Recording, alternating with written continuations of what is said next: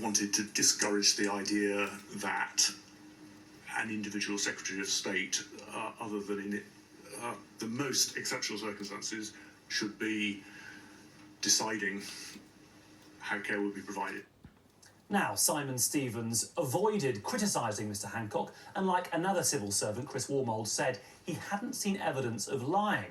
Among other eye-popping accusations this week, claims that Matt Hancock misled the Cabinet over the existence of a pandemic plan which never materialised, and a top civil servant, Helen McNamara, with this recollection read by one of the inquiry lawyers. He reassured me that he was, quote, loving responsibility, and to demonstrate this, took up a batsman's stance outside the Cabinet room and said, "They bowl them at me, I knock them away."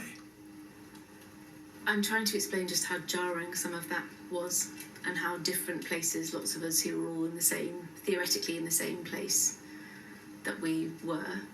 And it does partly go back to my point about kind of nuclear levels of confidence.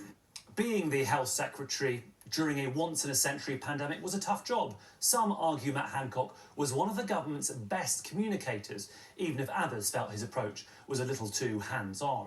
Dominic Cummings has proved to be one of Mr Hancock's most constant critics, this week saying he was, quote, a proven liar. But perhaps the most revealing claim that Boris Johnson resisted attempts to sack Mr Hancock to ensure he would be a sacrificial lamb for this very public inquiry. The former PM's team have not commented on that.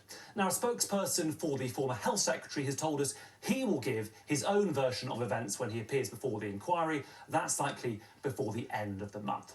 He survived the jungle and made it through SAS-style interrogation, but appearing before Baroness Hallett is likely to be both more painful and a lot less profitable for Matt Hancock.